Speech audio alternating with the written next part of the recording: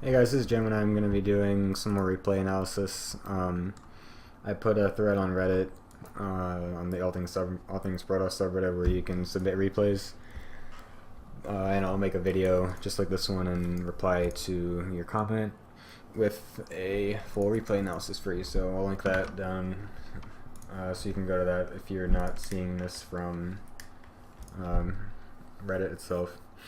So I'm just going to go right into this one. This one is submitted by Dangle. He's a silver Protoss, and his comments on it was looking for basic pointers, what I may be missing, mechanics that are sloppy basically.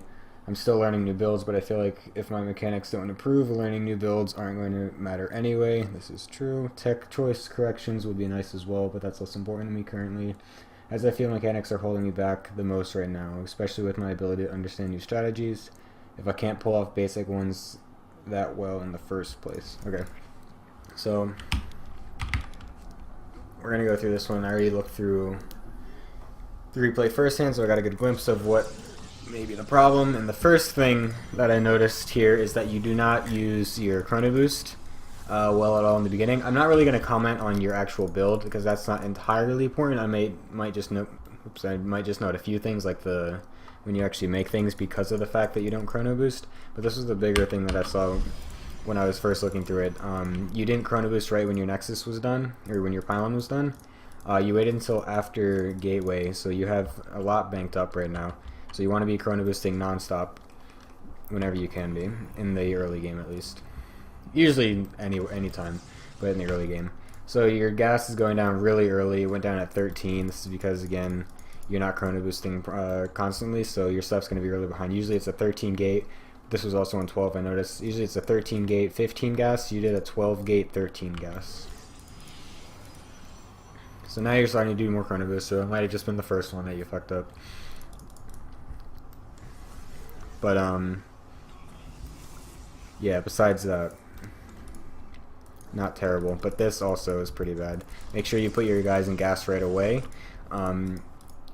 It lines up properly where if you start your gateway or your cybercore right after the gateway and you had gas going the entire time, that you'll be able to make the proper units out to defend against Reapers later. I'll explain that a little bit because something happens later on as well. So make sure you get guys in gas right away. It's super duper important. I didn't notice that the cybercore was that late. It might have been. Again, you're also not chrono boosting here. This is really bad. You need to be chrono boosting constantly. The scout you saw, I'm going to go back so that I can see exactly what your scout saw when you saw it. Because I see you see the gas, but this you don't click on it. It's not oh shit, why did I go back? Oh, never mind. It's not super freaking important, especially in lower leagues, because it's a little bit, it's not as definitive as to what they're going to do. But you don't actually see how much gas they've mined. Generally what happens is you can go over, if you scout on 13 after your gateway like you do, and you go over and you click on their gas geyser when your probe gets there, you can see how much gas it's mined. And if it's mined about 50, it starts at 2500. So if you see it's at 24, like 60 or 70, actually more like 60 to 50. If it's at 70, then it's probably later gas. If it's at like 24, 60 or so, when you get there, it means they did a normal 13 gas. This one looks like it might have been a 15 gas, or it's just really late, where you didn't put guys on gas right away.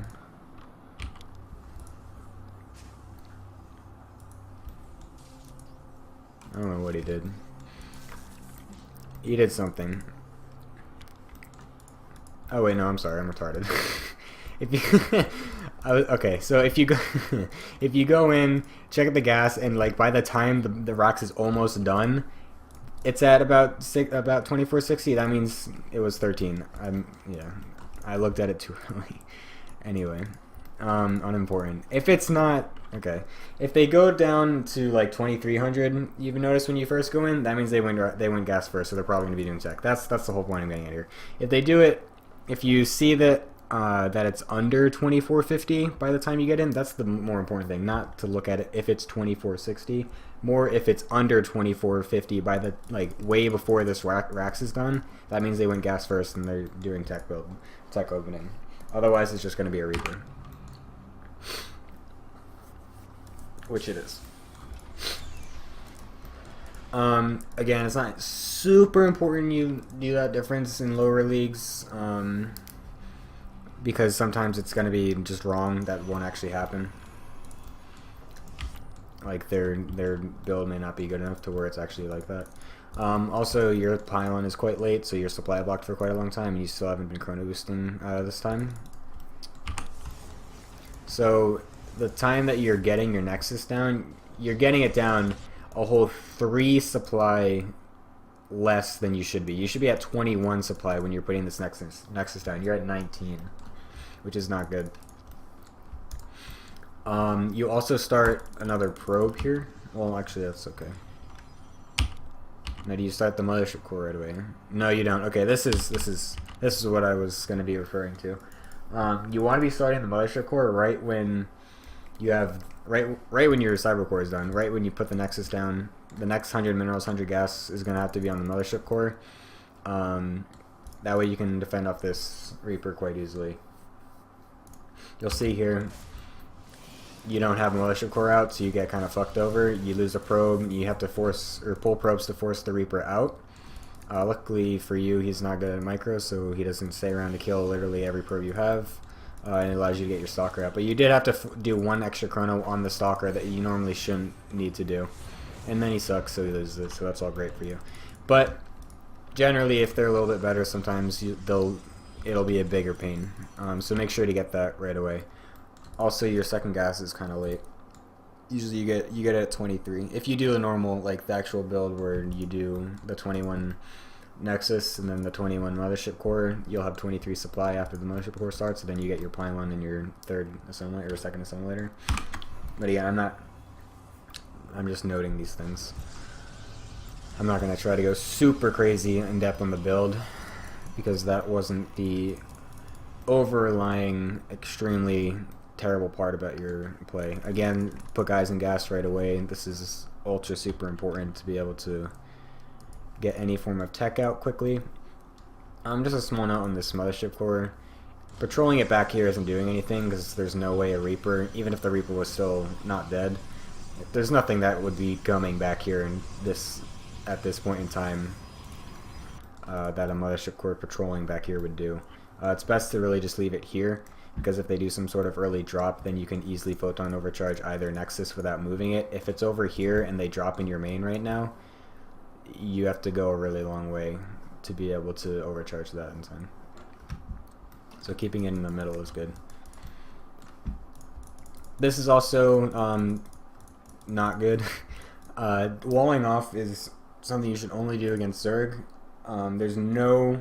There's literally zero benefit to walling off versus Terran or Protoss, because a majority of their units are ranged. If they're Terran, all of their units are ranged. So there's nothing that this wall is doing but preventing your own micro and allowing them to have an easier time killing your stuff. These pylons up front easily destroy. This one's doesn't matter. This one's kind of far back, so it's not the biggest deal. But this one's especially, this is an easy target. Boom, supply blocked. You're gonna put more gateways down here, I noticed later on, and not only does it completely bottleneck any form of movement, it just leaves all your stuff open to killing very easily, because all their stuff is ranged and they'll DPS it down very fast. You want to keep stuff in your main and not right at your ramp. Behind your mineral lines as well is also a very good spot to keep tech and whatnot. So only wall off for Zerg. Again, you take a little bit to put guys in gas. You even do one in this one, but forget that one. So again, just that kind of stuff. Also, you should be chrono boosting probes non-stop, literally non-stop. There should be nothing else but chrono boost on these two nexuses, and full on making probes. You can see there's a gap in this one right now. There's a gap in this one right now. It's going on for quite a long time. There's still no probes right now. This should be probes making 100% of the time. Still no probes being made. Still no probes being made. And now you finally made probes. That was a good like minute almost maybe that you weren't making probes. I'm not going to go back because I think I emphasized it enough.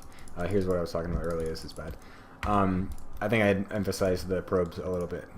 Good enough there, but always be making probes. Non-stop probes should be your absolute 100% focus.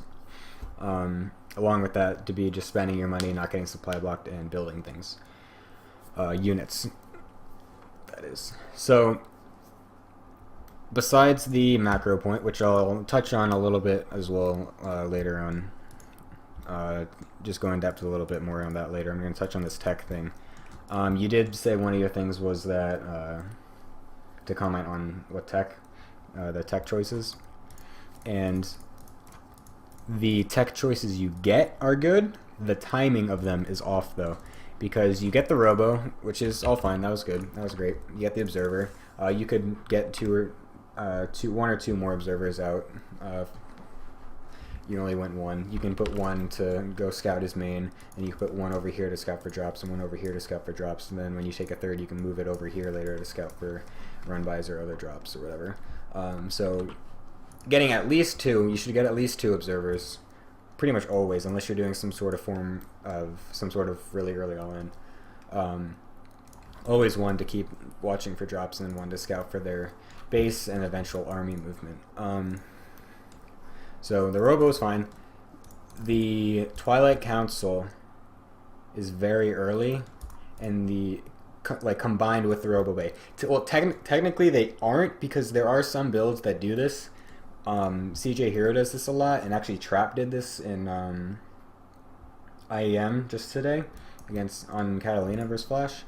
You go for Robo, you go for Twilight and Robo Bay, but you don't get range yet. You go for Colossus and Fast Blink before range, which is a thing to do, but the thing is you don't do any of those things. You do literally zero of those things. You don't use any of this. You get a Forge, and you get an Immortal, and then you get range. But still, like, none of these are doing what you actually really want them to be doing right now. If you go for Colossus, you want to be obviously starting Colossus right away. There's a lot of dead time in between that one observer got out, and by the time you started this one Immortal, that could have been that time, that dead space could have been for this Immortal, and then right when your Robo Bay finished, then you can start Colossus right away, so that you have a continuous streamlined production on your Robo. So make sure you do it like that. So that you get full effectiveness out of what you're actually building. What was I talking about before this? But other than that, you don't use the other tech you get. Like this Twilight Council, literally unused the entire game, I'm pretty sure. I lie. It's you can't blink. But for the most, like, it's there, but it's also not. Like, this Twilight Council was idle for a really long time before you actually got Blink. That was my point. Not that you literally never use it. When do you actually finish this? You get it before the Robo Bay, and you leave it sitting here the entire time. 8:13 it finishes. You don't use it for another minute, at least. Almost 2? You literally don't use this for almost 2 minutes. That is extremely early. So the timing of, like, the choices of what you're getting is good. The tech choices are fine, but the timing is off. The Forge is also kind of late. You could get that earlier instead of the Twilight Council. That's one thing. So, like, reallocate what you're doing. Since you can't actually use this Twilight Council that early, get something that you can use that early, which is a Forge. It costs less minerals and gas to make a Forge and get Blink than it does, it costs less minerals and gas to get a Forge and +1 armor than it takes to get a Twilight Council and Blink. So you can put the Forge where the Twilight Council is in your build, and it still works. And you can still get Robo Bay, Colossus, Thermal Lance as well. Also, again, just probes, chrono those. You should be at a higher probe count by now. So yeah, the tech choice good. The order and timing of which is not. You don't want dead space in your buildings. You want it to be nice and crisp and clean. You want your thing to finish, and then you start using it right away and have it not be a waste. This thing was sitting here for literally almost 2 minutes, doing absolutely zero amounts of worth for you. So you want it to be, you want worth out of what you're making. Good, you get armor over attack. That's extremely good. Most like Plat Plus players don't even know that. They get just attack first. So he's doing his attack. I don't know if you saw this. You probably did. Just make sure you're a little more active with your observer and just kind of glance at the mini-map every now and then between doing actions to see if there's any differences in what you see. Like normally I guess you had this parked over his army. You saw a big blue blob. Just like glance down every now and then to check this area right on where the observer is and see if that giant blue blob is there anymore. And if it's not, find it, because if not, then you're fucked. My way to tell people to hopefully get used to observer placement and awareness is if you don't know where their army is, assume the worst. So you don't want to be assuming the worst all the time. That's bad, because you want to be, you want to be safe. You don't want to have to think that there's an army right in front of you every 2 seconds. So actively look for his army, so that way you don't have to think that he's about to attack you really soon. So then you can be safe and wonderful and all that. Your units are also, this is what I was talking about, you're bottlenecked. You have no area to move. You're effectively throwing away your high ground vision here. Like, he doesn't have to actually go up the ramp to kill you anymore. He just kills you because you're on the ramp. And you have no way out.